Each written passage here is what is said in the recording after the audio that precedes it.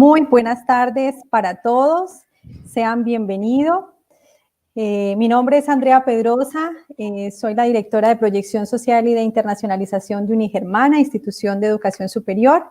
Les doy la cordial bienvenida a todas las personas que en este momento se conectan con nosotros a través de nuestra fanpage en Unigermana y a través de nuestro canal de YouTube Colombo Germana. Sean todos bienvenidos a este gran lanzamiento de esta miniserie web educativa La Tengo Clara en Educación, una miniserie web avalada por Unigermana que inicia hoy con su primera temporada relacionada con educación en los tiempos de COVID, un tema que nos ha tocado a muchos en este tiempo. Ya llevamos varios meses y continuamos trabajando y luchando por una excelente educación para todos nosotros. Entonces, los voy a invitar al día de hoy para que nos concentremos en este tema tan bonito y escuchemos a nuestros invitados. Tenemos unos invitados muy especiales que compartirán con nosotros sus apreciaciones, compartirán también hallazgos y algunos retos que hoy por hoy nos apremian con este tema. Entonces, nuevamente bienvenidos a todas las personas que se están conectando en este momento desde diferentes lugares. Sean todos entonces bienvenidos y les quiero comentar inicialmente de dónde nació y qué es este tema de La Tengo Clara en Educación. La Tengo Clara en Educación es una miniserie web de charlas educativas creada y avalada por Unigermana con el objetivo de analizar los retos y la transformación de la educación en tiempos de pandemia y así compartir con nuestros hallazgos y con toda la comunidad académica que vive también esta realidad. En esta primera temporada, Educación en los tiempos del COVID, hemos seleccionado algunos temas que convergen en la realidad de muchos educadores que continúan trabajando en la etapa de adaptación y de reinvención de las clases. Iniciamos con el capítulo Didáctica y TIC. En el capítulo 2 se tratará sobre educación inclusiva. Y el capítulo 3 cerrará con educación versus COVID-19. Entonces, tenemos toda esta temporada con 3 capítulos que van a traer temas muy precisos y muy importantes en donde queremos brindarles herramientas para todos ustedes que están conectados con este tema de la educación. Esperamos que en cada capítulo se sientan identificados y encuentren una salida, una herramienta, un elemento para ayudar en el proceso que debemos rescatar, que es la educación. Bien, en este primer capítulo nos acompañan 2 invitados que han vivido la realidad desde diferentes escenarios. Con nosotros le damos la bienvenida al ingeniero Gustavo Velázquez Quintana. Él es docente, educador, ingeniero, formador de formadores, exasesor del Ministerio de Educación Nacional y del SENA, y con más de 24 años de experiencia en educación superior en Colombia, como docente y en cargos directivos de instituciones de educación superior públicas y privadas. Actualmente es el rector de la Unigermana. Entonces, bienvenido a nuestro primer invitado. Y también con nosotros está Gabriel Raña Noya. Él es empresario bilingüe con formación en ciencias empresariales y estudios de posgrado en gerencia de negocios en el Reino Unido, donde ha residido él también diferentes años, con más de 20 años de experiencia en el sector de la dirección de equipos de alto rendimiento, con diferentes perfiles y nacionalidades, tanto en el sector educativo como en el financiero. Gabriel es fundador de Educon EU, Escuela de Posgrados. Es una plataforma de formación internacional online con programas impartidos en español y certificados desde Europa y Estados Unidos. A su vez, Gabriel es director para Latinoamérica de Ineo Corporate, banca de inversión española. Entonces, pueden ver ustedes que tenemos 2 invitados de lujo para hablar sobre este tema de educación. Les doy una cordial bienvenida. Saludos, Gabriel, ¿cómo estás? Andrea, Gustavo y a toda la audiencia, un saludo muy especial, buenas tardes y encantado de estar con ustedes. Ingeniero Gustavo, muy buenas tardes y gracias por abrir este espacio y este gran lanzamiento de La Tengo Clara en Educación. A ti, Andrea, y muy contentos hoy de esta apertura precisamente desde Unigermana, buscando hacer estos enlaces sobre las temáticas críticas en esta época y particularmente con esta temporada 1 relativa a la educación y al tema del COVID-19. Y particularmente muy contento de verte, Gabriel, con nosotros, un aliado importante de Educón con Unigermana, también fortaleciendo la educación en estos momentos tan críticos de la pandemia. Gracias. Y bienvenidos Igualmente, a todos. no. Un placer estar aquí como siempre. Muchas gracias. Bien, pues muchísimas gracias a los dos. Y bueno, continuemos hablando del tema que nos reúne hoy en este lanzamiento, la didáctica y TICS, en este momento que vivimos de pandemia en torno a la educación. Como bien saben, la didáctica no es necesariamente una metodología para enseñar contenido de un programa educativo. El proyecto didáctico apunta a permitir la comprensión del saber del estudiante a partir de cuestionamientos. Ese es el papel de la didáctica. Ahora bien, el entorno virtual era visto como un universo de posibilidades que permite la interactividad y el trabajo cooperativo, así como utilizar pues una variedad de recursos y plantear una forma diferente de abordar los procesos de enseñanza-aprendizaje. Esto era lo que veíamos nosotros acerca de estos dos componentes. Sin embargo, pues hoy por hoy nos hacemos unas preguntas en relación a eso, viendo cómo se ha venido desarrollando la educación en estos tiempos de pandemia, y es ¿qué sucedió con esta apuesta? Con esta apuesta de mejorar todos los escenarios a partir de la virtualidad. ¿Por qué a raíz de una emergencia sanitaria mundial el cambio tal vez no ha sido el esperado? Encontramos de pronto algunos sinsabores todavía de parte de los dos escenarios, tanto estudiantes como los docentes. ¿Dónde quedó ese lado positivo de la virtualidad en entornos de aprendizaje? Esta es otra pregunta que nos hicimos y la cual nos trajo a hacer estos capítulos y pues sobre todo hoy en temas de didáctica.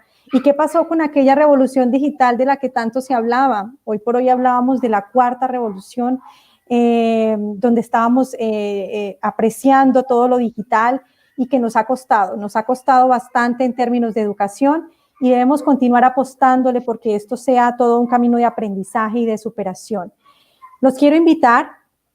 Encontré, recopilando un poco y rebobinando todo este tema, un video de la década de los 60 que aplica muy bien para este siglo y sobre todo en estos tiempos que estamos pasando de pandemia.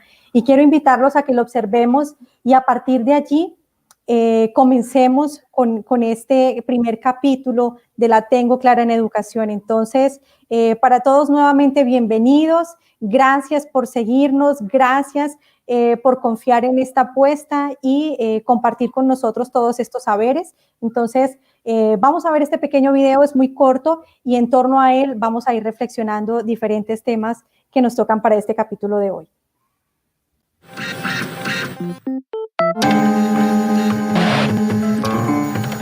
Señal Memoria. Señal Memoria.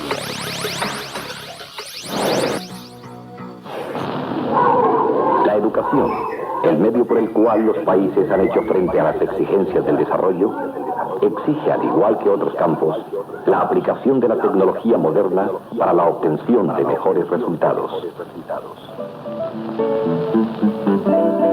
Colombia, consciente de que sus sistemas tradicionales de enseñanza no parecen ser suficientes para lograr su desarrollo, ha tenido que buscar métodos más adecuados.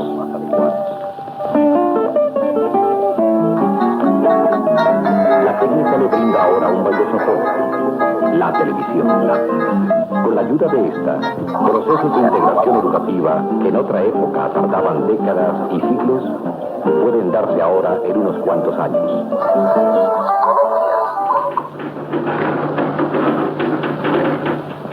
Aquí cada telemaestro con sus asistentes prepara su clase, en combinación con cada uno de los directores de televisión. Profesionistas, obreros y técnicos unen sus esfuerzos para llevar a cabo una teleclase.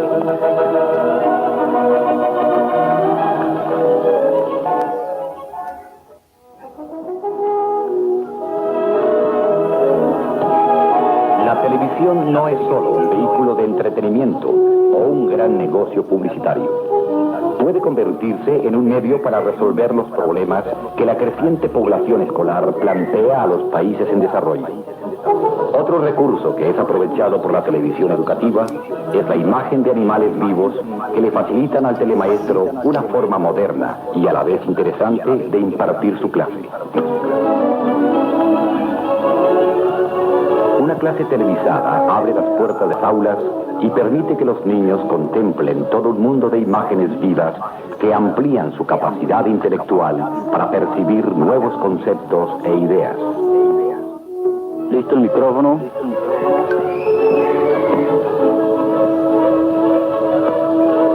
Quien vaya, recuerda que tu primer tiro es abierto con la telemaestra. Listo, videotape. Listos en el estudio. Ciencias naturales, grado tercero, lección número 20. Animales vertebrados e invertebrados. A negro. Listo el tema. La televisión educativa permite que la voz del telemaestro se extienda a lo largo y a lo ancho del vasto territorio de Colombia y miles de niños reciben a un mismo tiempo la misma lección. Buenos días, alumnos de tercero. Ya comienza nuestra clase. Les traigo una sorpresa. Un animal que al estudiarlo nos va a servir como introducción al tema de hoy. Ya lo están observando. La serpiente. Detengámonos en la cabeza.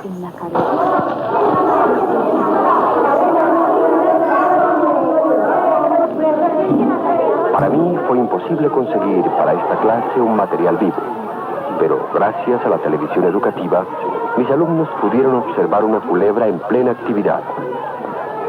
Ahora ya estamos en condiciones de continuar lo iniciado en las actividades anteriores y en la emisión televisada. Uno de los efectos inmediatos de la televisión educativa es llevar hasta los pequeños caseríos de la montaña, las aldeas de los llanos y las poblaciones menores la misma calidad educativa que tienen las ciudades principales. Señal Memoria, imágenes y sonidos para la historia.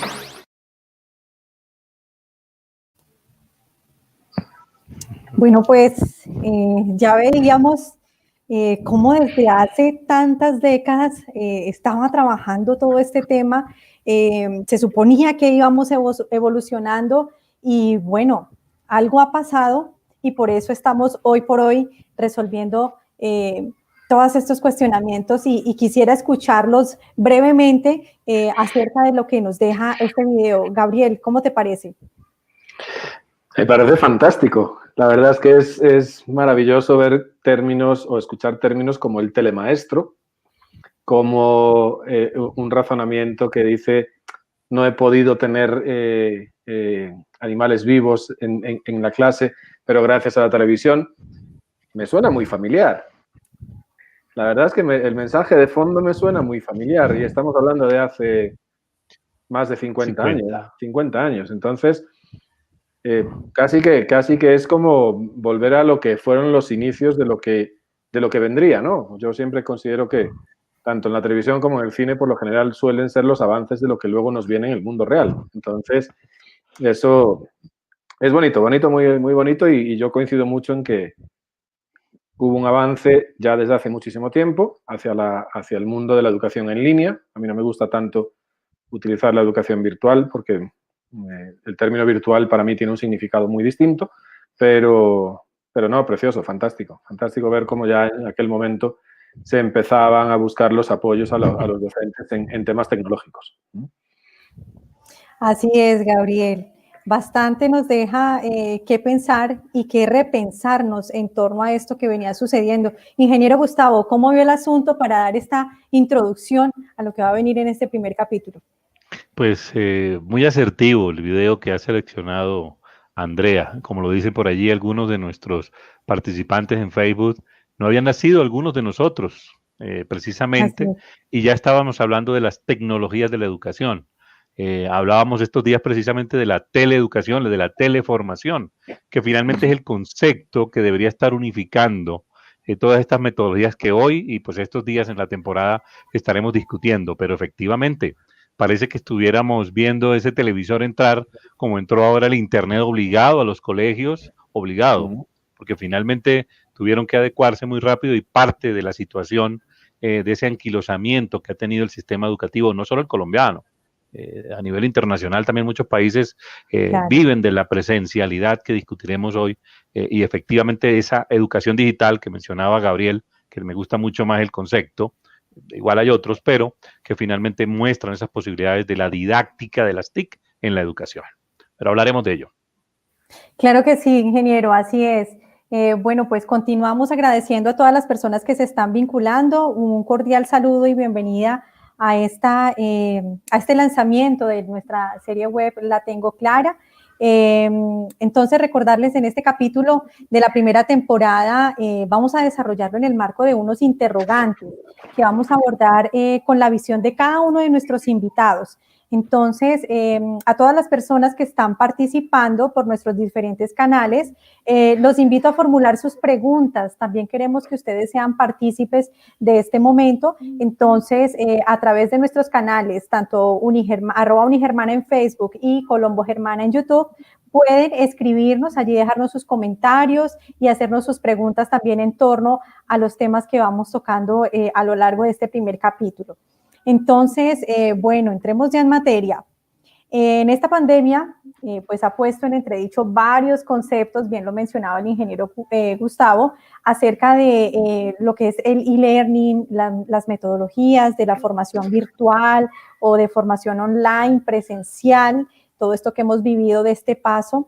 Y la pregunta que quiero hacer a los dos conferencistas en este momento es la siguiente. ¿Cuándo y dónde nos hemos virtualizado? Y si estamos bien, bien utilizando estos conceptos que nos indicaban. Entonces, comencemos en este caso con el ingeniero Gustavo. Gracias, Andrea. Quería mostrarles precisamente una diapositiva que tenía pues preparada, creo que la están viendo ya, precisamente para esta apertura hoy y aterrizar esa diferenciación de conceptos. Porque antiguamente, y casi que hasta la década de los 80, 20 años después de ese video, cuando precisamente en Colombia el presidente Barco desarrolla o potencia la educación a distancia, estábamos enfrentando lo que es la educación tradicional con la educación a distancia. Y poco a poco esa línea se ha ido diluyendo, pese a que no hemos logrado desde los sistemas educativos romper esa dicotomía en que lo tradicional está pegado a la transmisión de conocimiento, que lamentablemente pasa así, y que a distancia, pues obviamente es otro modelo donde ya esos conceptos de sincronía y desincronía aparecen. Alguna vez me decían en una charla grande también con el Ministerio de Educación que casi que podíamos tomar un docente de esta época de la presencialidad y llevarlo a esa década, a la década del 50, del 60, y seguíamos con ese mismo modelo donde efectivamente la presencial nos obligó a un concepto de transmisión de conocimiento y el estudiante, en vez de estar motivado a llegar a la clase, simplemente está recibiendo información de una manera unidireccional y simplemente la devuelve con los procesos formativos. No me quedo mucho acá, quería mostrarles básicamente lo que estábamos viendo en ese video que me trajo a la remembranza precisamente la conceptualización que ha tenido la educación a distancia en la evolución dentro de las generaciones que tenemos. Y mucho antes de esa década del 60, como lo ven allí, era la correspondencia que se movía. Y miren cómo ahí el tema del tiempo y la distancia era superado por el discente y el docente, que pese al tiempo interactuaban, incluso con módulos enviados por correspondencia y respuestas y talleres y trabajos sin siquiera comunicarse de viva voz. No es sino hasta precisamente el año 60, todavía no había entrado a la televisión de forma como lo veíamos, era a principios de esa década, donde ya hablamos de la segunda generación y la multimedia pues toma ese escenario donde ya se conectaban de manera telefónica, incluso de manera biunívoca a dos personas, bidireccional, y ya genera esas primeras interacciones de esa educación a distancia. Y como lo veíamos, ya es realmente en Colombia, porque miren que este programa es grabación de Estados Unidos, ya en la década de los 80 es que empieza precisamente la televisión a llevar de manera masiva, como lo está haciendo también la tecnología en este momento, para llegar a muchos procesos formativos, como lo estamos haciendo ahora por estos canales nuevos de Facebook Live y YouTube. Pero en esa época la televisión lo hacía con una manera única hacia allá, con unos módulos impartidos por correspondencia y que avanzaban. Si vemos ya la tercera, y algunos dicen que la tercera y la cuarta es la misma generación, yo creo que sí se separa la telemática, donde aparecía el material informático digitalizado, y ahora el e-learning, que se ha determinado así. Precisamente, no me gusta llamarlo educación virtual porque, como lo decía Gabriel, virtual significa a veces que no es real, y realmente esto es una educación muy real. Y el e-learning, y con todas las acepciones, B-Learning y otras que existen, considero que finalmente pues sí son un avance importantísimo para la didáctica en la educación. Y aterrizo solo aquí, para darle paso a Gabriel. Aquí hay elementos que a veces confundimos. Por ejemplo, el estudiante ahora está diciendo, no, es que yo tengo clases virtuales. ¿Qué son las clases virtuales? Clases irreales, no, son clases reales que pueden ser en tiempo real, y entonces estamos hablando de lo que es la teleclase o la clase en vivo. Algunos le dicen telepresencia. Quizás esos elementos que tuvo por la pandemia que tomar la educación presencial, no solo en colegios y universidades, de manera directa, donde el docente tuvo que entrenarse para eso, es la realidad que tendríamos que estar viviendo en un modelo presencial que se apoya en tecnología. Entonces hay que diferenciar esos elementos, pensar en que la presencia a través de la tecnología, pues apoya a esos procesos. ¿Vale? Sería esa mi introducción a este primer punto. Perfecto. Muchas gracias, ingeniero. Entonces, bueno, podemos decirlo, en este caso, esos conceptos que estamos manejando y que nos alejan un poco de esa realidad que bien lo estás mencionando, no son del todo así. Y tenemos que volver a recuperarlos y a encontrar esas posibilidades que veíamos desde hace cuántos años atrás, y que todas estas evoluciones nos han demostrado que son herramientas de apoyo y de acompañamiento, más no que permitan alejar y distanciar socialmente a las personas. Estamos pasando por un momento crítico, pero se está volcando esa visión hacia ese punto. Entonces, bueno, vamos a conocer también la percepción de Gabriel. Gabriel, ¿cómo ves este punto? Bueno, para mí, cuándo y dónde nos hemos virtualizado y si lo estamos manejando bien, bueno, el cuándo hace ya bastante tiempo. La pregunta es en qué sectores de un sistema educativo existía virtualización y en qué sectores no. Homeschooling, por ejemplo, pues es un concepto que existe desde hace un buen número de años, donde los niños pues ya no necesariamente tienen que ir al colegio. Si bien es cierto que es una dinámica minoritaria comparado con lo que es la educación presencial, pero existe. Cuando luego ya entras, digamos, al mundo de la educación superior, opciones de posgrados online existen desde hace 25 o 30 años. Lo que sí siempre ha predominado de una forma apabullante es el mundo presencial en la educación de pregrado y en la educación primaria y secundaria. Entonces, ¿cuándo nos hemos virtualizado? Yo creo que no nos hemos virtualizado. Yo creo que tenemos una serie de alternativas de estudios en línea, pero que nosotros nos consideremos unas personas con el proceso plenamente asimilado, pienso que no lo hemos conseguido todavía. En ningún país, ni siquiera cuando tú vas a los países más avanzados, donde tú ves, por ejemplo, que los estudios de posgrado en línea superan ya los presenciales, sigue habiendo una dominancia absoluta de lo presencial en los estudios de la carrera y de la educación primaria y secundaria. Entonces, yo creo que ningún proceso digital o en línea puede arraigarse si no hay la transformación cultural. Entonces, esa es la parte mucho más compleja, porque obviamente estamos hablando de cambiar los discos duros de nuestros cerebros, años y años de tradiciones y de ideas y de creencias y de dichos populares y un montón de cosas. Yo te lo puedo decir, yo llegué a Colombia hace 14 años y venía en aquella época comercializando másters online. Y a mí me llegaron a decir a la cara, me dices tú, pero Gabriel, ¿tú a dónde vas con eso? Eso no sirve para nada. Y he tenido situaciones en varios países de Latinoamérica donde te preguntaban que si en el título decía que el estudio había sido en línea. Y si lo decía, no lo querían. Entonces, ¿qué bases o qué argumentos había detrás de eso? Ninguno. Eran simplemente creencias populares, pero estaban ahí. Entonces, yo pienso que no nos hemos virtualizado. Sí es cierto que la oferta de virtualización es grande, cada vez es mayor. Ahora es una exageración porque también es cierto que todos aquellos que tenemos menos de 95 años, pues jamás hemos vivido algo similar antes, ¿no? Entonces, se reacciona como se puede ante una situación que nos ha cogido a todos completamente descolocados. Y en el sentido de si lo estamos manejando bien o no, bueno, yo considero que no, aunque lógicamente al final lo que lo va a determinar son los resultados. Yo pienso que lo que se está haciendo ahora pues no es educación en línea. Hemos tenido que salir al paso con lo que hemos podido en un tiempo récord y eso es un esfuerzo enorme que han hecho las instituciones y hay que reconocerlo. Yo tengo un niño que estudia en un colegio de 2.400 niños, ¿sí? Y en 15 días pues migraron a una plataforma en línea. Bien o mal, bueno, eso ya es muy debatible, pero lo hicieron. Y poco a poco, a medida que las semanas han ido pasando, pues el proceso se ha ido puliendo y se ha ido estableciendo. Entonces, ahora, lo que yo creo es que lo que estamos haciendo ahora es lo que Gustavo bien dijo, que era como el telepresencialismo. Yo también lo llamo el presencialismo digital. Si tú miras a los modelos en línea que vienen funcionando desde hace muchos años, pues es un esquema muy distinto, es un esquema muy basado en mucho trabajo autónomo, en unos tiempos de entrega, en una serie de tareas que hace uno por sí mismo, donde desarrollas una serie de cualidades que a lo mejor en lo presencial no las desarrollas tanto. Y luego pues puedes tener unos encuentros en línea, en directo, donde puede haber un apoyo docente. Que tú estés ahora mismo sentado ante una plataforma 6 o 7 u 8 horas al día, pues no lo sé si eso va a ser la educación en línea de aquí en adelante, pero definitivamente no tiene nada que ver con lo que se ha venido haciendo desde hace 30 años. Entonces, lo que se está haciendo yo creo que va muy de acorde a la locura que estamos viviendo.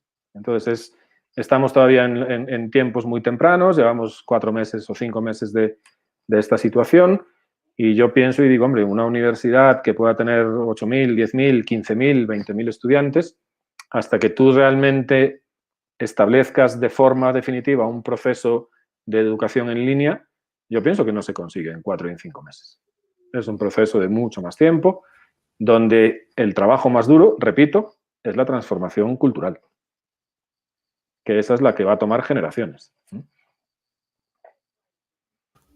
Así es. Y con el paso del tiempo continuarán presentándose más retos de este tipo cultural, porque estos temas van a seguir cambiando y actualizándose y cada vez van a venir más herramientas y posibilidades, que es lo que hemos de pensar y de apropiar para la educación superior, que son todas estas las posibilidades que tenemos y no llevarlas a barreras, que vamos a tener otro capítulo donde justamente vamos a trabajar unos temas de inclusión que van a ser muy importantes y los vamos a invitar por eso para que se queden pegaditos a esta serie web educativa que va a traer de verdad temas muy importantes para seguir tocando. Entonces, bueno, justamente aquí nos están diciendo nuestros participantes, retomando un poco el tema de los títulos online, que claro, todavía se cuestionan mucho estos certificados o estos títulos. Los estudiantes, es más, quienes aún llegan a preguntar por un programa, aún lo hacen. Eso sí es fiable, me van a contratar con un título de una carrera online. Entonces, todavía hay muchos tabúes y esa me da pie para nuestra segunda pregunta. Les agradezco mucho por estas respuestas, que va a ser bien interesante y vamos a hablar acerca de los mitos y las realidades de la educación virtual. Bueno, en este caso vamos a cambiar un poco el escenario, vamos a llamarlo educación online. Y entonces tenemos lo siguiente. Les pregunto yo a mis dos invitados, ¿en este momento podemos hablar de clases virtuales? Creo que ya me lo han respondido anteriormente, pero les reitero entonces la pregunta. Entonces, bueno, si quieres nos apoyas, Gabriel, inicialmente con este cuestionamiento. Yo creo que no. Bueno, a ver, hay un dicho popular en el mundo y es que una mentira dicha 1000 veces se convierte en verdad, ¿no? Entonces, cuando tú le dices algo virtual, pues al final es virtual, aunque realmente no lo sea. Estamos hablando de educación en línea. Estamos en línea. Estamos en un teleaprendizaje. Estamos en una teleenseñanza, estamos en un presencialismo digital, pero no estamos en clases virtuales ni en educación virtual, porque es que no sabemos qué es la educación virtual. ¿Qué es? Y vamos al significado estricto y y Tipológico. rígido de la palabra, lo virtual es lo contrario a lo real. Así Entonces, yo coincido con Gustavo con lo que decía antes. O sea, claro que es real, por supuesto que es real. Entonces, ¿hablamos de clases virtuales? No. ¿Hablamos de clases en línea? Sí. ¿Hablamos de presencialismo digital? Sí. ¿Hablamos de teleaprendizaje? Por supuesto que sí. Perfecto. Y veo, gracias Gabriel, veo al ingeniero acertando muchas de sus apreciaciones. Cuéntenos, ingeniero Gustavo, ¿vamos por la misma línea? Sí, precisamente cuando hablábamos del tema virtual, hacía referencia etimológica a que no es real, y más real que esta reunión presencial que tenemos, que tiene posibilidades multipotenciales de ser vista masivamente como intentó hacer ese televisor hace 25 años y que lamentablemente perdió el foco de la televisión educativa, desapareció. Entonces, hay dos conceptos que les mostraba al principio que tienen que ver con la sincronía y la sincronía. Esto que estamos haciendo en este instante y que queda grabado para posteridad es sincrónico y tiene que ver con el hecho de encontrarnos frente a frente, en este caso nosotros para discutir, y los colegas que nos han acompañado por los 2 o 3 canales que tenemos están sincrónicamente con nosotros y posteriormente podemos hacer algunas actividades asincrónicas. Y quizás ahí está la diferencia entre el concepto de la educación presencial general, no voy a mirar niveles educativos, aunque ya lo ha aclarado muy bien Gabriel, que aplica especialmente para la formación profesional hacia atrás en muchos países, y el tema de la educación a distancia, que como lo planteaba yo, puede usar los dos escenarios. Esa es la gran diferencia entre el potencial de la educación a distancia, que engloba incluso a la educación online o e-learning, como le dicen pues en la lengua anglosajona, y que puede utilizar elementos sincrónicos como estos para que el estudiante participe, en este caso a través de este chat que yo veo aquí al lado, en Facebook y YouTube, para ir respondiendo de inmediato esa interacción sincrónica. Y lo que le da a la educación a distancia el potencial es la asincronicidad, o sea, el hecho de que puedo plantear procesos que en el tiempo se van desarrollando. En el trasfondo es una emulación de esa que les mostraba, que era la educación por correspondencia, porque no había esa temporalidad y esa sincronicidad. Esos conceptos se han ido perdiendo, incluso como decíamos, el concepto de la teleeducación, el teleaprendizaje que engloba todo. Entonces comparto muy bien el concepto de que la clase virtual, lamentablemente, como decía así cuando hablaba Gabriel, nos ha ido quedando que lo virtual es esto que tenemos acá y que la virtualidad es el computador y la conexión, y eso pues hace parte de un mentefacto que se creó, que finalmente, como lo dice Gabriel, es una educación online que tiene muchas herramientas, tantas, incluidas la televisión que estaba allí y todo ese escenario detrás que se han ido perdiendo. Y ahí es donde el estudiante, como escribían nuestros participantes, creo que a través de Facebook, los chicos dicen, no, es que ahora tengo clases virtuales y empiezan a degradar el concepto como si fuera de calidad, como que, ya está grabada la cosa y voy y la veo. Pero si no le tomas el choque a que tú tienes un momento presencial con tu profesor en una clase presencial en vivo, que aparte de eso tú puedes volver a ver y volver a ver, como me decía Gabriel algún día, yo veo el video varias veces para entenderlo, como uno ve una película, como esta serie, uno puede triturarla. Entonces se pierde un poco el concepto de esa clase virtual, porque finalmente lo que es una clase en vivo, en línea, lo que llamábamos telepresencia. Entonces sí. Bueno, pues señores, allí tenemos todo lo que se nos ha venido diciendo y justamente vamos concluyendo que va sucediendo día a día. Todo lo que nos van diciendo, todo lo que a veces hasta lo que se vuelve noticia, es cuestión de cultura y lo decía Gabriel al inicio, cómo lo vamos apropiando y cómo lo vamos convirtiendo en esa realidad. Entonces, importantísimo que hoy por hoy hablemos de educación online, que más que nunca estamos en un tema muy cercano, aunque tengamos estas herramientas de ayuda y que hoy estemos distanciados por un tema sanitario, estamos allí, estamos presentes. Bien, muchísimas gracias. Y viene otra pregunta para resolver si es, bueno, un mito que tenemos nosotros o algunas personas acerca de esta educación online. Señores, la interacción entre el profesor y los alumnos es mucho más fría que la interacción en un escenario presencial. Entonces, ¿qué tal si el ingeniero Gustavo nos apoya con esta pregunta? ¿Cómo es esa interacción y cómo se va a dar? ¿Resulta más fría o no? Sí, y tiene que ver, bueno, estaba incluso mirando otras preguntas que se nos vienen ahora con la participación de nuestros invitados en vivo. Me alegra lo que están preguntando, van mucho más allá porque van al modelo pedagógico y a la competencia. Pero lo voy a tratar de enlazar un poco con la que me haces sobre el papel y el rol, porque lo veíamos en un análisis preliminar. ¿Cómo lo ve el estudiante? ¿Cómo lo ve el docente? Finalmente, el docente tiene un papel clave en el proceso que lamentablemente la educación a distancia despertó en el 84, como digo yo aquí en Colombia, donde lo cambia un concepto de facilitador y no simplemente un tipo allá parado, que antes, si ustedes se acuerdan, en la presencial había una tarima para los profesores y uno miraba al profesor arriba. Ahí se veía, incluso allá ponían el televisor arriba porque tiene que emular al profesor y transmitía el conocimiento y nos volvíamos asignaturistas, hacíamos la tarea y la traíamos. El hecho de que ese docente trate de replicar eso en este modelo, simplemente dictando la clase y emulando lo que hace, pues lo que está haciendo es anquilosando el proceso a la educación tradicional simplemente de transmisión de información. Aquí el docente tiene que cambiar un poco los hábitos porque se está metiendo en un concepto donde la educación online, que implica el proceso autónomo, explota ese tiempo del estudiante en casa. Bueno, ahora está en casa todo el tiempo, incluso viendo la clase, que es la antípoda del tema. Entonces pienso que si el profesor efectivamente no logra hacer ese efecto de alegrar, de mantener motivado a sus estudiantes, todos ellos en un montón de cámaras quizás, o haciendo otra cosa, o leyendo, chateando, pues imagínense cómo es el control en el aula si no lo tiene en la casa.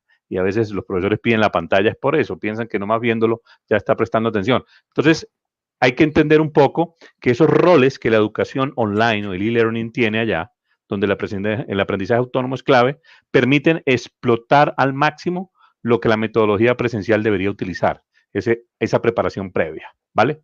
Y más adelante pues avanzaremos sobre el tema de la metodología y la competencia, pero por ahora respondo a eso. El profesor debe seguir siendo ese motivador, ese formador que se le ha exigido siempre en una didáctica de un modelo de enseñanza, aprendizaje, porque finalmente del lado de allá es donde está gran parte del proceso y ahí está el interés del estudiante. Muy bien. Bueno, pues muchísimas gracias, Gabriel. Cuéntanos. Bueno, yo no sé si que la interacción sea más fría o no, sea el enfoque. Yo creo que definitivamente es una interacción diferente, donde el entorno virtual o el entorno online, perdón, virtual no, online, exige una serie de habilidades que a lo mejor en la presencialidad no se requieren tanto. Entonces, hay una serie de paradojas en todo este desarrollo que estamos viviendo y es que estamos aprendiendo por medio de ordenadores, de computadores, de pantallas, de tablets, estamos aprovechando la tecnología, pero al mismo tiempo se fortalece todavía más el concepto de que tenemos que humanizar la tecnología. Entonces, el docente tradicional, magistral, pues bueno, a lo mejor ha llegado el momento de probar cosas nuevas, ¿verdad? Pero sí, una de las cosas que se está viendo y que está siendo una necesidad imperiosa es cómo tú conectas con tus estudiantes y cómo tú los motivas. Y eso conlleva un componente emocional mucho más grande de lo que puede llevar en un aula. De la misma forma, como bien dice Gustavo, que la interacción por parte del estudiante hacia el docente es también completamente distinta. Estamos en casa, estamos a lo mejor en pijama, estamos con un café, estamos, no sé, bueno, el niño corre por ahí, el perro salta, yo qué sé. Pasa de todo, ¿no? Y ha pasado de todo y Pepito está hablando y pasa su madre por detrás con el café y eso es así, ¿sí? Entonces, al principio nos molestaba muchísimo, ahora ya pues hay que verlo con cierto sentido del humor, pero yo no creo que sea más fría. Sí es cierto que lógicamente el contacto presencial de estar en un aula, de acercarte a alguien, de tocarle en el hombro, de darle un golpe en la mesa, no sé, o que alguien pase al tablero, o ese tipo de iniciativas que los docentes desarrollan muy bien, pues ahora hay que replantearlas un poquitín y hacerlas de una forma distinta. Pero lo que no hay duda es que la importancia de la figura del docente es, yo pienso que todavía más grande que antes. Sobre todo desde el aspecto motivador. Ya no solamente es la transmisión del conocimiento, que es importantísimo, sino desde el aspecto de cómo motivas todo ese grupo de estudiantes y sobre todo cómo los mantienes conectados. Ese es el gran reto. Claro que sí.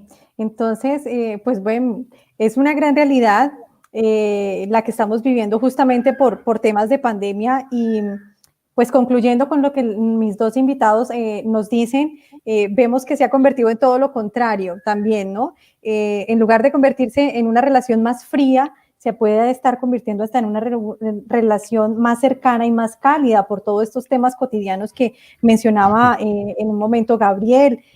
Para muchos era desconocido el tema de nuestra realidad en casa, y creo que hoy hacia este entorno virtual más de uno ya conoce la realidad en cada una de sus casas, tanto en el rol de docente como en el rol del estudiante.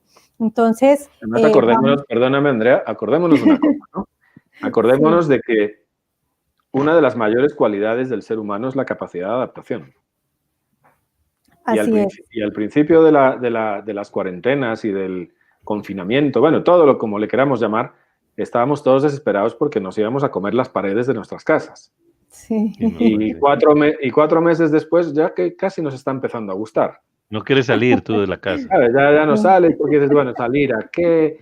Sí, a lo mejor pues los todo que lo puedo viven... manejar acá. Todo lo puedo hacer aquí. Los que viven en ciudades grandes, pues obviamente todas las ciudades grandes tienen los problemas de los desplazamientos, de los tiempos que uno desperdicia en transporte y una serie de factores. Y ahora de repente, pues el tráfico es un tráfico de 10 metros de distancia. Donde nos vamos a la cocina un momentito, nos preparamos un café, nos lo traemos a la habitación o a la sala o desde donde sea que estamos trabajando. Y ahí está. Entonces, claro, todo al final entra a una balanza, ¿no? De, bueno, si lo miras estrictamente desde el punto de vista académico, pues es un enfoque, pero si lo miras desde el concepto íntegro de la ubicuidad, ¿no? El concepto entra ahí.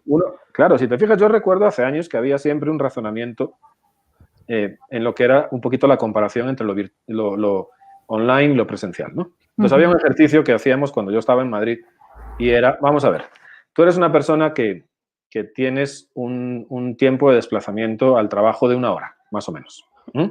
Llegas a tu oficina después de 1 hora en el tren o en el metro, en lo que sea que viajes, cumples tu horario de trabajo, vamos a suponer que trabajas tus 8 horas justitas, ni 10 minutos más, y luego resulta que vas a una clase presencial, estás haciendo una carrera universitaria, un diplomado o lo que sea.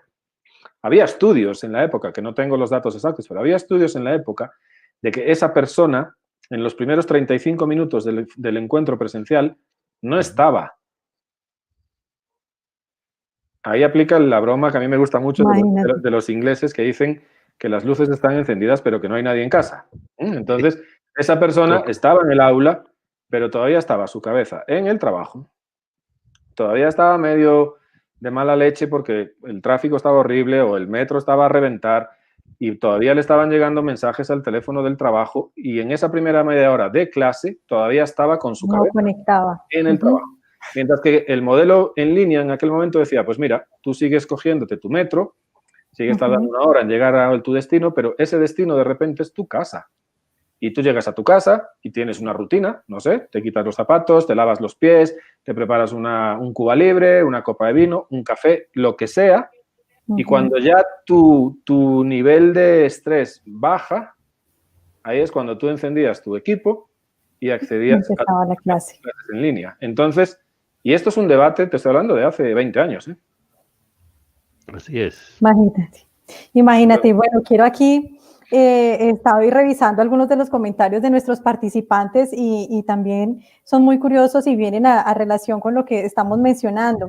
Aquí Jaime nos está diciendo, las herramientas permiten que sean más dinámicas las clases, solo que los chicos se resisten porque quieren es disfrutar las instalaciones de las universidades. Claro, me imagino que les hace falta también ese espacio, porque veníamos acostumbrados también a ese otro espacio. Pero bueno, sabemos que en algún momento lo podemos retomar y que lo que tenemos que hacer en este momento es aprovechar todo lo que nos está brindando todo este soporte tecnológico. Bueno, algo que nos dice por acá Santiago, algo positivo de este tipo de educación es que tenemos más herramientas para la interacción con el estudiante.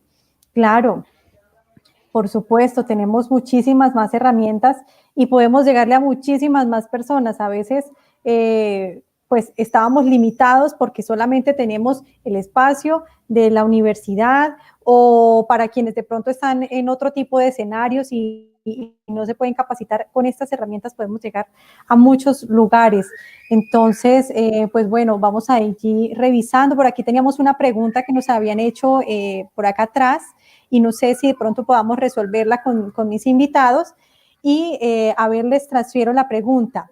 Nos dicen muy interesante. Quisiera formular la siguiente pregunta.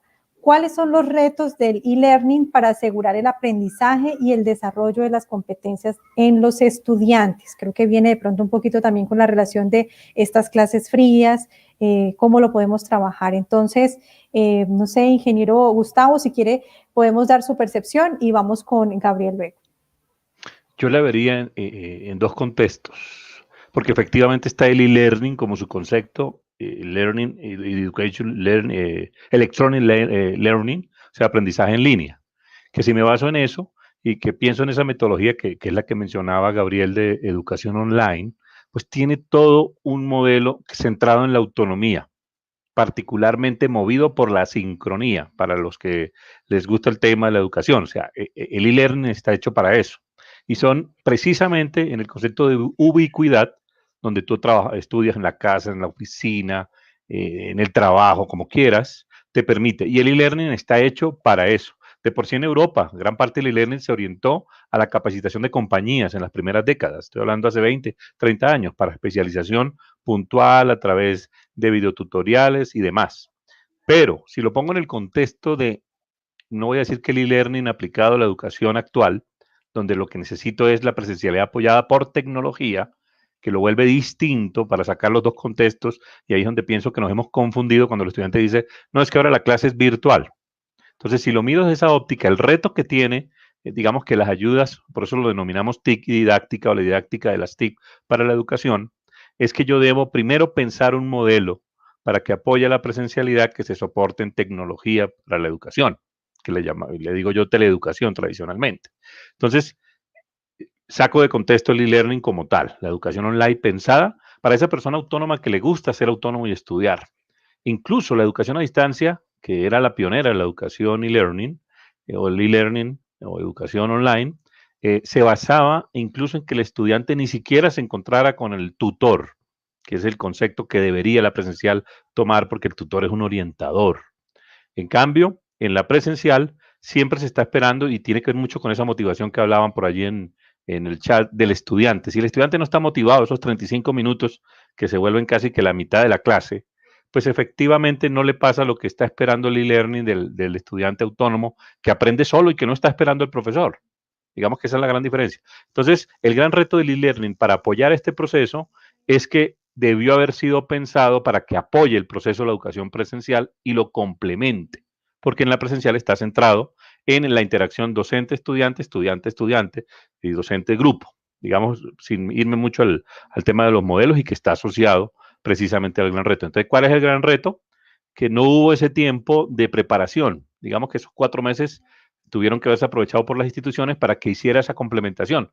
Y no lo que está pasando con muchos colegios o universidades, que lo que hicieron fue empezar a dispararle la tarea, como el antiguo PDF colgado en la educación online, para que lo hiciera, las preguntas, las respuestas, y no hay ninguna metodología de trasfondo. Entonces yo creo que el gran reto es establecer esa metodología que case con la complementariedad que la educación presencial le da al docente para que sume al aprendizaje, que finalmente es lo que el estudiante desarrolla. Entonces, el gran reto es ese, que se haga un modelo que complemente ese apoyo a la presencialidad.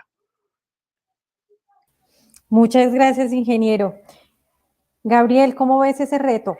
Coincido mucho con Gustavo. Me genera curiosidad o me genera una duda en mi cabeza la parte de la pregunta donde dice para asegurar el aprendizaje.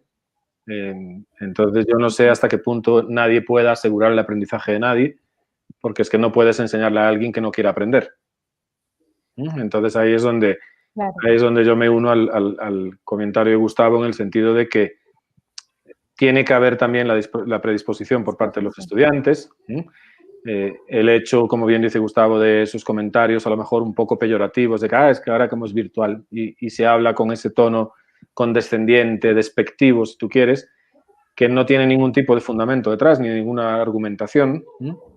Yo la pregunta que siempre he hecho es, en una clase presencial, pues lógicamente el docente hace una explicación, porque es que tiene que ser así, no puede hacer 35 explicaciones distintas, si no las carreras durarían 15 años. Entonces, Claro. mientras que cuando tú entras en un modelo de e-learning, donde lo más bonito del e-learning es que cada uno tiene la autonomía de definir en qué momento quiere estudiar, porque es que no todos funcionamos de la misma forma. A lo mejor Andrea es una persona que es tremendamente productiva entre las 6 y las 9 de la mañana, por decir algo, ¿no? Gustavo es una persona que rinde muy bien entre las 10 y las 12 de la noche. Y Gabriel, pues no rinde ninguna de ellas. Entonces, Gabriel es un problema, ¿sí? Pero ¿por qué Gustavo tiene que estar obligado a estar sentado en un aula de 6 a 9 de la mañana cuando él sabe que en esas horas él no es productivo? Entonces, el e-learning, lo que son las bondades, el reto, yo me uno a lo que decía Gustavo, siempre y cuando, como digo, es que en la persona haya la disposición. Luego, para el desarrollo de las competencias, pues lógicamente tiene que haber una metodología muy clara, tiene que haber un hilo conductor, tiene que haber una estructura académica detrás y no solamente recibir información para estudiarla sin ningún orden ni sentido. Pero yo pienso que el gran reto es ese. Me uno a las palabras de Gustavo, definitivamente. Vale, Gabriel, muchísimas gracias y pues varios de nuestros participantes se unen también y hacen acotaciones muy importantes. Aquí hay una que nos dice, pero a los nativos digitales les gusta más que a los inmigrantes digitales. Claro, por supuesto, y era lo que mencionaba ahora Gabriel. Son dos escenarios completamente diferentes. Quienes nacen ahora con todas estas herramientas digitales y se facilita, como para quienes estaban de acuerdo con el método tradicional y que resultaba más efectivo. Entonces, justamente lo que está haciendo esta segunda parte de nuestro capítulo es despejar todos esos mitos y decirle a la gente que las posibilidades están y que todo está en ese chip, en cómo le puedas sacar provecho y en que realmente es clave el tema de tu motivación. Por acá lo mencionaba otra de nuestros participantes. No olvidar los recursos para consolidar esa motivación, claro, hay que hacerlo y justamente para eso está la didáctica, cómo a partir de esos cuestionamientos yo lo hago más motivante, cómo le brindo mejor esos elementos al estudiante para que esté allí. Aquí nos dicen otra, la UNESCO dice que el futuro de la educación es la educación online. Bueno, para allá vamos y esperamos que todo esto continúe creciendo y que por eso justamente hoy por hoy estamos activando este espacio para todo este tipo de reflexiones que nos parecen muy importantes y pues que salen ahora y en este momento por un escenario de pandemia, pero que va mucho más allá. Y es para que dure en el tiempo, para que perdure en el tiempo.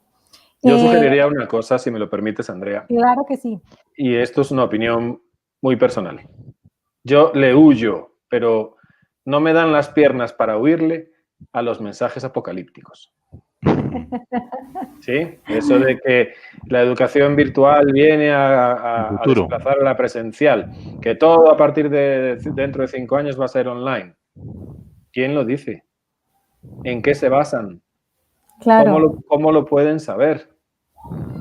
¿Sí? Entonces, acordémonos que eso es una dinámica no solamente del mundo educativo, sino de todos los eventos que suceden en el planeta a diario. Salen siempre los titulares. Yo pienso que todos en esta vida llevamos como un periodista frustrado en nosotros. Y a todos nos gusta lanzar grandes titulares. El otro día, por ejemplo, yo leía de un amigo que es dueño de una escuela de negocios allá en España y publicó en un periódico español una frase que era: la educación de posgrado online desaparece por completo en 5 años. Imagínate. Yo lo llamé y le dije, pero tú estás loco. ¿Pero cómo se te ocurre publicar algo así? Que desaparece, o sea, perdón, desaparece no, que desaparece la presencial, perdón, que se queda solamente la online, perdón, estaba equivocado. Que a partir dentro de 5 años, pero él hablaba de la educación de posgrado. Sí, de posgrado. Y yo digo, ¿será que sí? ¿Será? ¿Y en qué te basas para decir eso? ¿En una tendencia de lo que ha sido la evolución de la educación online en los últimos años? Bueno, puede ser, en unas proyecciones, puede ser, pero precisamente lo que estamos viviendo ahora mismo, lo que ha hecho es coger toda cuanta proyección existía, meterla en una bolsita y botarla por la ventana. Entonces, mi sugerencia siempre es calma y no hagamos mucho caso de esos mensajes apocalípticos de que dentro de 3 años todo va a estar patas arriba y en vez de caminar con los pies en el suelo, vamos a caminar con los pies en el techo. No, frenemos un poquito porque eso confunde y al final volvemos al razonamiento de antes. Una mentira dicha 1000 veces se vuelve verdad. Se vuelve verdad y no es Claro. así. O a lo mejor lo va a ser, pero que sea tan claro y contundente a 5 años vista, yo tengo muchas dudas. Claro que sí, y eso nos dice, por supuesto, que los retos ocurren de acuerdo a las realidades y tenemos que esperar justamente a esa realidad. Ya vendrán esos retos.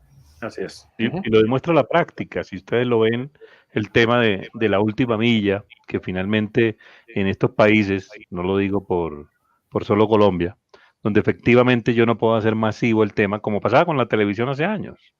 La televisión era la solución, la radio. Pero la pregunta era si tenían televisor y radio esos niños que estaban en el campo. ¿Qué es lo que está pasando de nuevo? O sea, tiene que ver un poco con dos conceptualizaciones, el desarrollo y el tema. Yo lo veo, pensando un poco en lo que planteaba el profesor sobre el tema de la UNESCO, que efectivamente son realidades y escenarios positivos. Y pienso, personalmente siempre lo he pensado, que la educación a distancia y la evolución del e-learning, que lo veíamos, era la 4ª generación de la educación a distancia, nutrió el modelo de la educación presencial. En el caso de la educación superior, no me voy a la básica. Siempre hemos dicho que la tercera parte de un proceso en formación en Colombia la hace el acompañamiento del docente o el tutor en la virtualidad, como lo quieran llamar, pero finalmente es su papel. Y las 2 terceras partes, bueno, esto suena como a crédito académico de universidad, pero así es, son el trabajo independiente y grupal del estudiante. Vaya a ver qué hace el estudiante poco motivado, más motivado por un título, lamentablemente, que por la destreza, la competencia y la productividad con ese 2/3 de tiempo. Vivimos del tercio de tiempo del profesor y ya piensen en todo lo que puede pasar si ese profesor no hizo la planeación, no hizo la composición y el proceso formativo y evaluativo adecuadamente. Digamos que en eso la virtualidad, en la propuesta metodológica y quizás respondiendo a la pregunta del reto del e-learning, sí le debe ayudar mucho a la educación presencial, porque trata de tener métricas en el sentido estricto del tiempo de trabajo del estudiante, de interacción con su grupo y de interacción con el docente. Creo que ese favoritismo que la educación online le ha dado, porque viene la educación a distancia, que lo norma en tiempo, debería ser un tema de evolución que favorezca la presencialidad. Pues fue uno de los discursos que hemos ido trabajando con la formación docente en nuestra institución y creo que debería ser el valor agregado para que la presencialidad cambie y mejore. No desaparezca, yo creo que va a ser una simbiosis en el uso de los ambientes digitales y creo que para allá vamos. Ojalá que haya sido así la y mira que yo me devuelvo un poquito a ese razonamiento que hacía antes de que una persona se mete en un transporte público y tarda un montón de tiempo en llegar a su destino. Eso aplica también para los docentes. Porque se tiende a pensar que el docente es ese ser incombustible que está ahí y siempre está ya listo al lado del tablero cuando todos los alumnos llegan y nadie se para a pensar que ese docente seguramente se ha subido en el mismo bus que venía el estudiante, ¿cierto? Y no se vieron y cuál fue bajar del bus y echar a correr. Entonces, el reto también es muy grande. Los docentes también, hay momentos en los que llegan a las aulas y están reventados.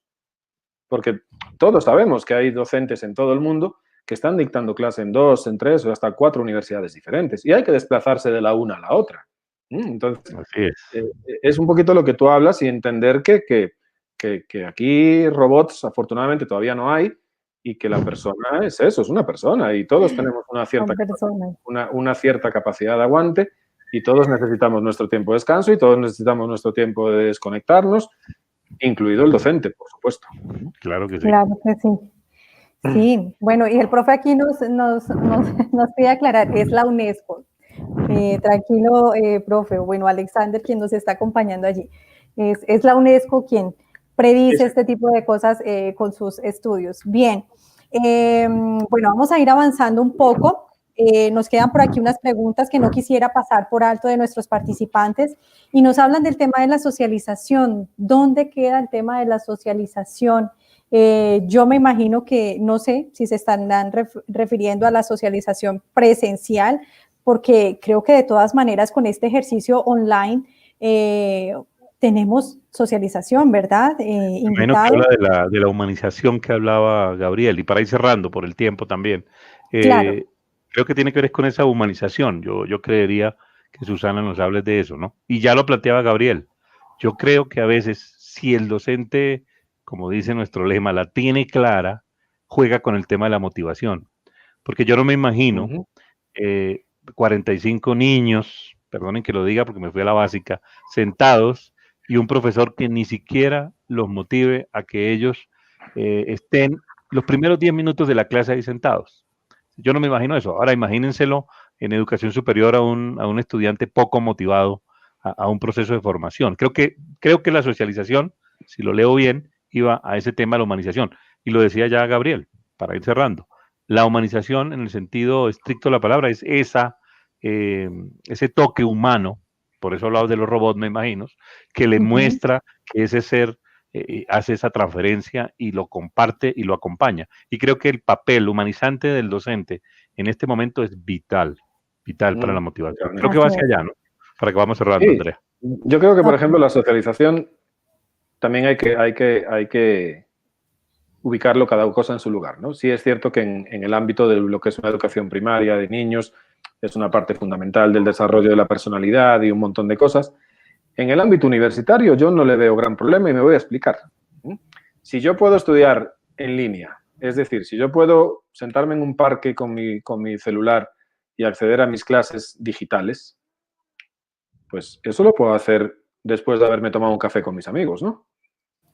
Así es. O incluso puedo estar con mis amigos, cada uno en su computador, en un coworking space de estos o en un café de alguna parte, claro que y estamos todos conectados a clases, solo que en vez de estar cada uno en su casa, estamos todos juntos en un lugar público. No lo sé. Es decir, en el ámbito universitario yo no le veo gran problema al tema de socialización, porque es que vas a socializar en otras muchas actividades que llevas a cabo en tu día. De la misma forma que o sea, mientras tú estás en clase presencial no socializas. Estás en clase. Claro. Estás atento a lo que se está desarrollando en el aula. ¿Socializas después de clase? Bueno, pues también puedes socializar después de una clase online.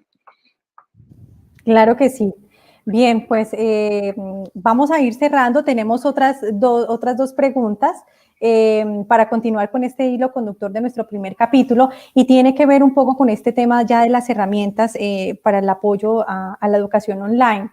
Y son las siguientes. Hay que ser un experto en tecnología para acceder a la educación online, y seguido a esta, la labor docente pierde valor con esta modalidad de educación o con el tema de la virtualidad.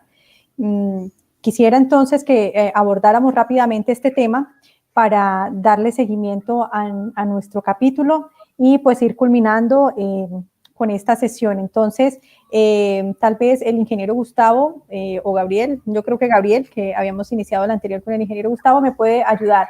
¿Hay que ser un experto, Gabriel, en tecnología para acceder a la educación? ¿Alguien lo era hace 120 días? Creo que seguramente un porcentaje de la población, sí. Sí, pero yo me atrevería a pensar que la gran mayoría, si partimos de la base que ser experto quiere decir que eres, como se dice en Colombia, un duro en el tema tecnológico. Yo me atrevería a pensar que el 85% de la población no lo era. Y ahí estamos todos. Entonces, ¿hay que ser experto? No.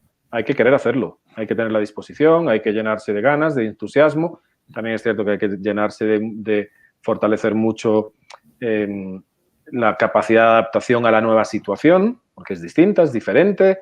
Yo no hablo de normal o no normal, porque eso también es otro término para discutir otro día, pero sí es cierto que...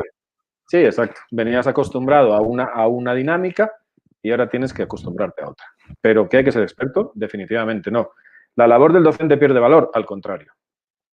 Para mi forma de verlo, al contrario. La labor del docente cobra muchísima más importancia, porque además de todo el componente académico y de transmisión de conocimiento, viene un término que Gustavo utilizó, que a mí me gusta mucho, que es nos convertimos en facilitadores. Y ahora, mucho más que antes, tenemos que saber llegarle a la persona. Por lo tanto, para mi forma de verlo, no pierde valor, al contrario, se multiplica. Maravilloso, muchas gracias, Gabriel. Ingeniero, ¿qué nos puede decir al respecto? Solo reitero 2 elementos para no ser tan redundante, pero sí, la tecnología finalmente es el medio y creo que no hay ninguna necesidad de experto, lo decía muy bien Gabriel. Lo único que le cambió a la gente que estaba, digamos, pendiente de adquirir, entre comillas, esas destrezas que no tenía, recuerden, del lado del profesor y del lado del discente, del estudiante, porque ambos están allí, ambos roles, pero finalmente la ubicuidad lo presencia. ¿Qué cambió? El famoso concepto de escuela docente niño, que viene de pedagogía niño, enseñanza de los niños. Finalmente se calcó, se pasó a la educación superior y pienso que sí, la pandemia nos ha ayudado a acelerar la curva de romper esa brecha del manejo de la tecnología. Ese es el gran logro. Por lo tanto, todos ya son expertos. Mi abuela en Zoom, en WhatsApp múltiple con 4. Bueno, son otra cosa eso, pero tiene que ver con eso. Efectivamente, el secreto está en lo que tú reafirmaste de lo que dije, repotenciar la función del docente, que debería ser siempre esa. El facilitador, el tutor. A mí me encanta el concepto de tutor, pues tiene que ver un poco con la facilitación. Él ya no es dictador de clase y hace años no debía ser dictador de clase, pero lamentablemente lo que les decía en el ejemplo, llévate al docente de este siglo para el otro, la misma cosa.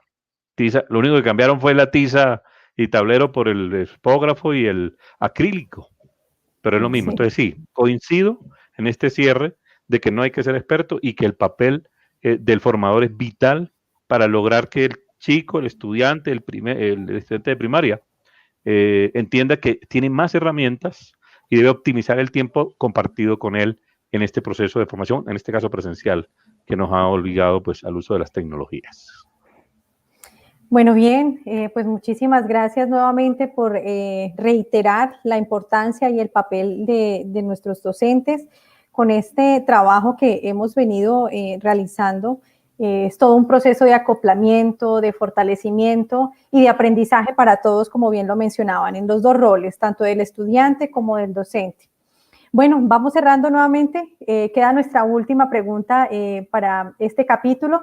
Y es la siguiente: existen recomendaciones que ustedes pues nos van a comentar ahora para que se logre el mayor efecto en el proceso formativo usando justamente herramientas que aporten en este desarrollo online para la formación en la metodología presencial que hemos estado viviendo pues por estos temas de pandemia que nos obligó a hacerlo. Entonces, creo que Gabriel nos va a poder contar un poco acerca de cuáles serían estas recomendaciones y el ingeniero Gustavo finalmente nos apoyaría a cerrar esta última parte de este primer capítulo de La Tengo Clara en educación. Entonces, Gabriel, cuéntanos acerca de estas recomendaciones que podemos tener para este proceso de educación online.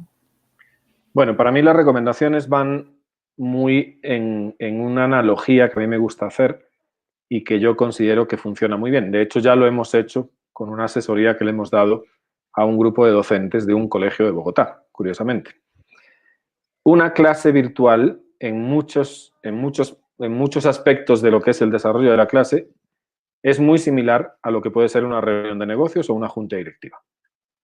Entonces, si nos paramos a pensar cómo podemos generar el mayor impacto, en este caso, en nuestros asistentes, bien sean nuestros compañeros de trabajo o nuestros estudiantes, uno de los factores que tenemos que organizar muy bien es precisamente nuestro plan para el desarrollo de ese encuentro digital o ese encuentro online en directo.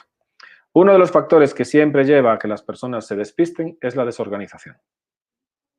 A todos nos ha pasado estar en una empresa, llegar a una reunión de ventas o una reunión con el presidente y resulta que hay un orden del día, te marcan el orden del día y cuando llegan al tercer punto se lo saltan y resulta que hablan siempre los mismos y no participan todos y al final tu cerebro hace, te desconectas y estás ahí. Volvemos al dicho de antes, las luces están prendidas pero no hay nadie en casa, ¿sí? Entonces, mi sugerencia es que las recomendaciones son que tratemos los encuentros en línea, en directo, con la mayor rigurosidad en el sentido del aprovechamiento del tiempo. Porque en el momento que nosotros le transmitamos a los estudiantes un orden claro, una estructura clara, unos objetivos claros a cumplir en esa hora de clase o el tiempo que sea, captamos la atención, transmitimos seguridad, transmitimos conocimiento sobre lo que estamos haciendo y vamos a aumentar muchísimo la capacidad de concentración de los estudiantes. El proceso formativo, pues yo no le voy a decir a un docente nada sobre su materia, los expertos son ellos, faltaría más, ¿sí? Pero a lo mejor yo lo he visto con mis propios ojos, sobre todo al principio de las cuarentenas, clases que yo me metía, por ejemplo, en las clases de mi hijo y sin mirar el aspecto estrictamente del contenido, el desarrollo como tal del espacio era desastroso. Entonces nosotros hicimos un aporte a un colegio, hicimos una asesoría para un grupo de 20 docentes sin cobrar nada, donde les dimos un decálogo de esos puntos fundamentales que se deben desarrollar para que la clase sea una clase organizada, estructurada y con objetivos claros. Entonces, por ejemplo, cosas como el lenguaje positivo. ¿Qué va a pensar un estudiante si el profesor, resulta que hay un problema con la conexión y el profesor se enfada, se molesta, se estresa? Pues muy seguramente el estudiante va a reaccionar de la misma forma. Ahora, si el profesor lo procesa como algo pues que puede suceder completamente natural, venga chicos, no pasa nada, ya solucionamos esto y continuamos, o lo que decíamos antes de que estás en casa y resulta que pasa tu esposo o pasa tu esposa por detrás de ti, o se te acerca el niño a ver qué estás haciendo, ¿cómo procesas eso? ¿Y cómo lo procesas tú ante tus estudiantes? Entonces, mis recomendaciones van muy orientadas a la organización del espacio para el docente, pero también para el estudiante. El estudiante, cuando sabes que tienes una clase de 1 hora en plataforma, ¿qué va a requerir esa hora para ti? ¿Cómo vas a enfocarte tú para que esa hora sea lo más productiva posible por respeto a ti, a tus compañeros, al docente, a la institución, a tus papás que te están pagando la carrera y a todo el mundo? Entonces, a partir de ahí el proceso formativo se vuelve mucho más efectivo, genera mucho más impacto porque se vuelve un concepto integral. Hay docentes maravillosos que a lo mejor pues surge un inconveniente en el aula y pierden un poco el control, y eso es normal, volvemos a lo mismo de siempre, somos personas, somos seres humanos, todos tenemos derecho a equivocarnos, pero tú puedes ver docentes que a lo mejor no son tan expertos en un contenido específico, pero tienen una estructura del desarrollo del aula maravillosa que lo suple. Entonces, ¿por qué no podemos tenerlos ambos? Sí, ¿Qué nos gustaría a nosotros? Vuelvo al lado del docente. Pongámonos nosotros en el campo, en el lugar de un estudiante ahora, y vamos a una clase online en directo. ¿Qué nos gustaría encontrarnos? Organización, claro, una clase estructura. organizada, mis temas, Motivación. Pues, qué voy a si hacer. nos gustaría recibir eso, ¿por qué no lo damos? ¿Verdad? Y ponte en el papel del discente, del estudiante. Exactamente. Y va para los dos lados, ¿eh? O sea, Sí, estoy hablando del docente, pero un estudiante distraído, un estudiante que no fue preparado a clase, un estudiante que tenía que llevar un trabajo hecho y no lo lleva. Hombre, ¿qué pretendes que suceda cuando tú incumples tu parte? Sí. ¿Sí? Muy bien. Le sumaría, y simplemente por refrendar lo que dijiste, Gabriel, me gustó mucho la analogía de que es una junta gerencial, finalmente donde todos tienen que participar de una u otra manera, no tienen que todos hablar, que es distinto, que tiene que ver un poco con ese guión que tú organizas, que finalmente es el plan de clase. Como tú lo has parcelado en la presencialidad, lo puedes hacer a través del apoyo digital. Y tienes que, como lo hace uno en la planeación, en el caso de la universidad del colegio, actividades formativas, actividades evaluativas, pero creo que lo clave, lo decías tú, generar dinámica de grupo. O sea, lo que tú estás pensando como estudiante, ponte en los pies de él y lo ejecutas. Y creo que el hilar los procesos, el hecho del guión, el hecho de hilarlos y hacer partícipe al otro, que esté motivado, que lo mismo pasa en la clase. O sea, el papel tuyo es motivador, impulsador, tutor, orientador. Y cerraría simplemente con que además, en este espacio, a diferencia del que tienes en el salón, es utilizar otras herramientas en el pre y en el post, que creo que es lo que le suma el digital, para no redundar en... Me gustó mucho esa analogía, Gabriel, de la junta directiva. Realmente es eso. Gracias. Así es. Muchísimas gracias a ustedes. Bueno, ya vemos que Es todo un proceso de organización, son esfuerzos de parte y parte los que nos llevan o nos han venido llevando con estos retos y que debemos continuar trabajándolos. Entonces, pues bueno, les agradezco inmensamente todos los aportes que nos han entregado el día de hoy para todos nuestros participantes, toda la comunidad que se conectó con este lanzamiento de esta serie web, miniserie web, La Tengo Clara en Educación. Creo que con todo lo que hablamos hoy la tenemos clara, iniciamos con temas bastante interesantes, muy objetivos para el ejercicio que estamos haciendo y pues queremos invitarlos a que continúen conectados con esta miniserie web. Contarles a todos que vamos a continuar todos los días jueves 5 de la tarde, próximamente van a recibir la invitación de nuestro segundo capítulo, que va a también estar muy, muy interesante con otros 2 expertos muy importantes también.